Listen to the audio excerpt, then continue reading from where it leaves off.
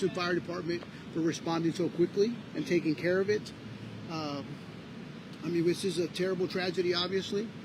Like the mayor said, we don't come to work to use our weapons, but unfortunately tonight we had to, and the staff is working through this process. The crime scenes is being worked, and we're going to go through it deliberately and make sure that everything is collected and gathered. So if you have a video or anything that you're out here, you're hearing my voice, please contact the Houston Police Department so we can share it, because we get the information in pieces. It doesn't happen all at once. It's not a perfect process, so all this is preliminary for us. So we'll canvass our homicide, the best in the business will walk through it. The district attorney's office is here as well to make sure that it's a joint investigation to parallel it. And once we gather all the information, we'll release the body cam footage like we always do. So I want to thank the media for coming out here and visiting with us and asking the questions. So I'll answer a few questions, and then I'm going to give to Chief Bashir. Were they going to have, when you said go hands-on because he wasn't calming down, were they arresting him at that point? Yes, they were arresting because he was, the verbiage, I haven't seen all the video, but it was harmful. We wanted to make sure that he didn't harm himself. Can you hear how old this suspect He's was? a Hispanic male, about 27 years old, with a lengthy criminal history. Do you believe he'd be homeless, or? You know, we don't know. I mean, he's got carrying some bags with him, so I don't know if he is a person without housing at the moment, but that'll be part of the investigation. Do you know if it was caused by drugs or if it was just a mental health crisis? We don't know. Could be a combination of both. Chief, we're hearing that the officer was putting on gloves to make contact with him at the time that he was stabbed. Is that accurate? At the moment, we don't know, but that's what I'm hearing, but I haven't been able to verify that. Yes, sir. Can you share some details about the officer who fired his weapon? Well, once the weapon was produced, put it down, I guess would be the normal, and then he disengaged from the suspect with a knife, and he fired at the suspect. Can you share what his experiences were? It's traumatic for him as well, right? You wake up, you put your uniform on, you come out here to do the Lord's work, and you don't expect to do this. We're trying to help people, trying to make sure that people get what they need. You know, our team down here does an incredible job, and it's traumatic. You know, he'll spend a few days in an administrative capacity until this gets worked out. So it's not just traumatic for himself, but for his family, for his loved ones, those kinds of things, and for the community. You know, the community, we're here to make sure that we're solving problems, solution-driven, and these kinds of things happen, and we work through it. Can you specifically share how many years of experience the officer that fired his weapon has? I don't know that, but 2 years. He had 2 years, and Joaquin Garza also had 2 years? A little over 2 years, 2.5 years. So we have a very young team. You guys know that. It's been said before. But we do the very best that we can for the community, always community-facing. Any questions? Any more questions? Okay. We're going to have Chief Bashir's going to wrap it up with any specific details. He's got a list of whatever as far as times and things like that. What's the timeline, Chief? The timeline is about 7:25, shortly after 7:25 p.m. As the mayor and the chief mentioned, a patrol officer from downtown division, that's not something normally do, with check on businesses to make sure they're okay, and that's what led them to this CVS right behind me at 300 Milam Street, is to do normal, just check them on businesses. So that's when they observed, had an encounter with the suspect, and they believed like he may have some kind of been in crisis or some kind of mental breakdown, and that's why they engaged with the individual. But he walked in and approached the officers. He was the one that walked into the business, correct? He was, yes. That's what we believe at this moment. Sure. How long was the interaction? How long were these officers talking to this individual before? So if you look at the building, right behind me, the entrance, they went all the way approximately 20 yards, 50 feet. They were communicating with him to calm down. You know, they were trying to de-escalate the situation. Okay, from the CVS door all the way down, yes. The officers, that's what we're trying to do. And also the backup officer arrived and also assisted those two officers as well. Any other questions? Thank you. All right, Chief, we're good. Thank you, guys. Thank you, Chief. Thanks, Mayor. All right, friends. Hey, what's up with it, Hood News peeps? It's your girl Grizzy reporting live here with the Hood News. Got the mayor and the chief as well as command staff out here at the 300 block of Milam. And there's been an officer involved shooting. One officer received an injury behind his ears, also his ear. And he is in stable condition, but just very scary stuff. We see people having mental crisis sometimes and issues out there. And just prayers going up for all involved, friends. Really sad situation, but you know, just glad that the officers are alive. All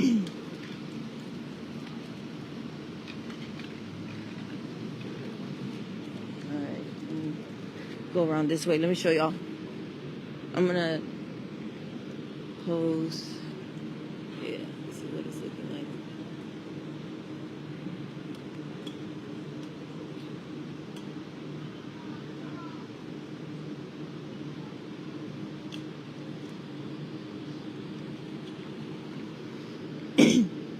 Yesterday, we posted a video of a man having a mental health crisis on the freeway, and we had a lot of people like angry to see maybe like the several officers, you know, taking down the poor man, you know, but that was to keep him and themselves safe. They never know if people are armed or what their mental state is, you know, so whether it's drug induced or mental, whatever, it's just they have to keep themselves safe at the same time, because sometimes folks are really going through something and their strength becomes like 10 times. Yeah. I think his body is over there on the side of this sidewalk. Down the way, not right here. That's not it.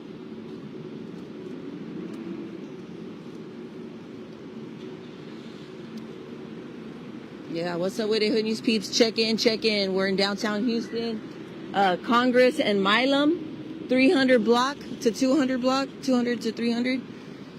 And yeah, it's really messed up, man.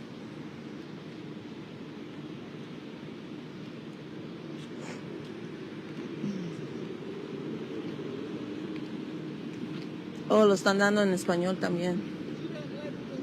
Hey, how you doing? I finally get to meet you. Hi, nice to meet you. Nice to meet you, friend. What are they doing in Spanish? Siguió con el cuchillo. Uno de los oficiales se retiró, se armó y balaceó al sospechoso. Entonces el sospechoso no sobrevivió las heridas, desafortunadamente, de la pistola del oficial. En cuanto al oficial, ¿cuál es su condición de salud?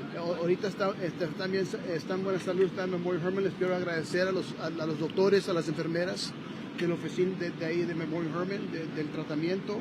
Está bien. Se llama Joaquín Garza, el oficial. Tiene aproximadamente 2 años y medio trabajando aquí de policía. Está un poco asustado, es normal, pero está en el hospital, está tranquilo. Ya habló con sus familias, con sus papaces. También el oficial también aquí está pendiente. Ya ustedes saben que no nomás nosotros hacemos la investigación, también con la fiscalía, con el DA, con Sean Tier, el equipo de él aquí también haciendo el trabajo para que salga todas las cosas bien. Sobre el sospechoso, se Es comentaba... un muchacho como de 27 años, hispano, y ahorita no sabemos si no tenía, si era homeless, no sabemos, pero andaba cargando bolsas con él y un poquito estaba sufriendo un tipo de crisis.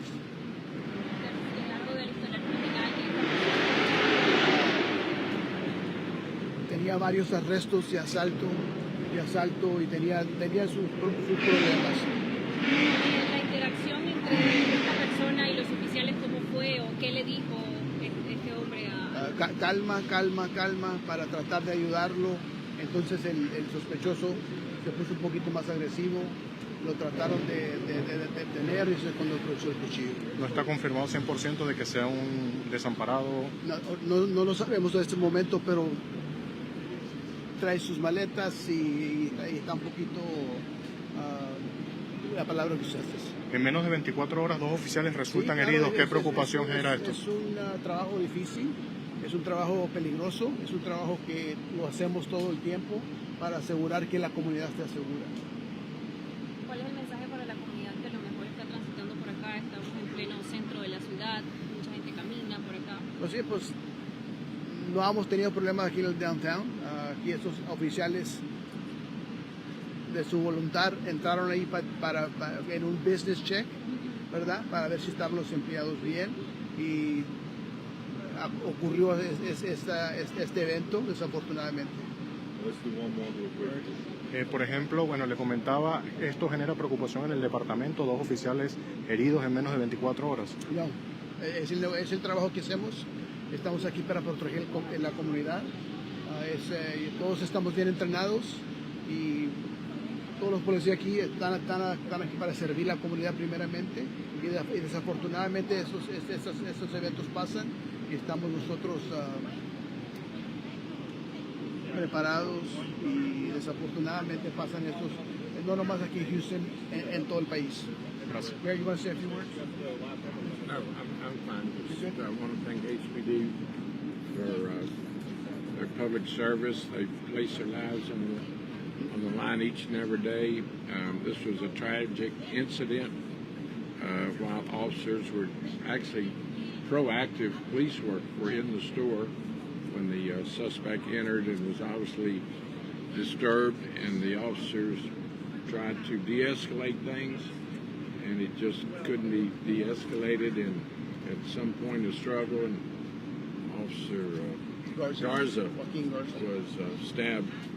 Very fortunate, very close to his neck and major arteries, and of course Houston Fire responded, and Memorial Hermann did their job. So, you know, it's just a tragic incident, but police officers are sworn to protect Houstonians, and they were doing their duty tonight. So, you know, I almost mentioned a while ago, you can't imagine the traumatic effect it has on the officer that had to take someone's life. That officer's really, really in pain right now, and I don't think we can overlook that. So, thank you all for being here. I did mention this second night in a row an officer's been seriously injured. So let's pray for their families, pray for the officers that are out there on the streets right now. Thank y'all. Thank you, guys. Thank you, guys. Thank you. Thank you, Chief. Thank you. Turn my radio on.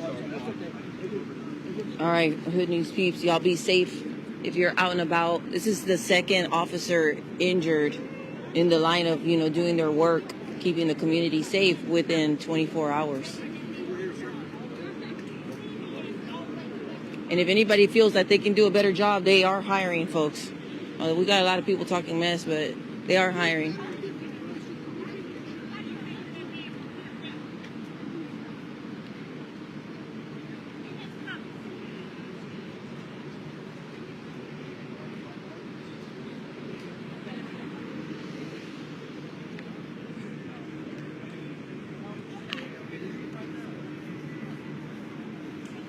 All right, you too, friend. Okay.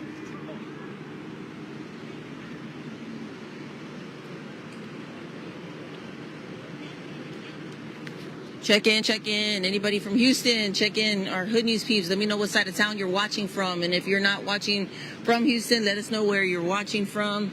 Man. And how is it, if you don't live in Houston, how is it in your area, you know, where you stay?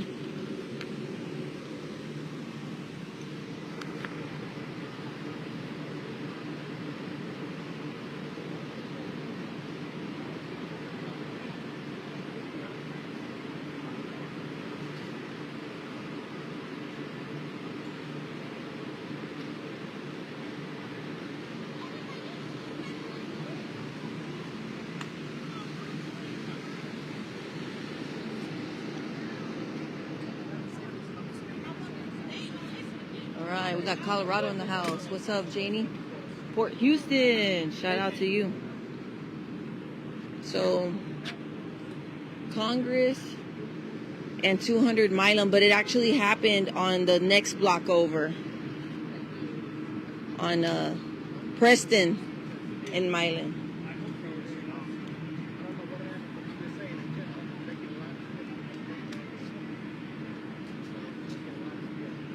on that corner over that way towards that parking garage. See, there's crime scene tape going all the way up into that's like a area where people go in to park.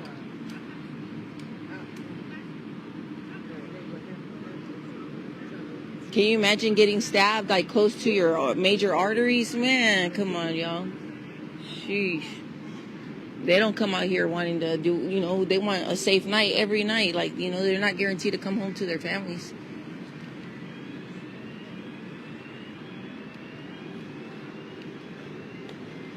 All right, friends, I'm dipping out. Y'all be safe and be advised. It's your girl Grizzy reporting live here in downtown Houston. Back to you. Be safe, friends. Acres Home, Santa Fe, Katie.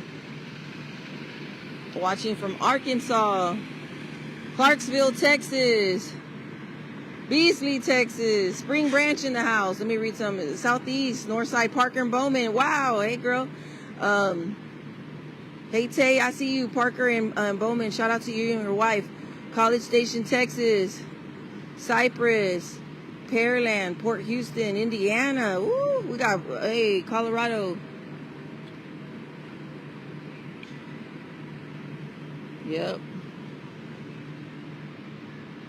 All right, be safe, y'all. Look at me. I'm looking all kinds of crazy. Baby, I was under the weather, like with a head cold for like 2 days. So I'm back out and about. I'm all right. Just prayers going up for this entire situation.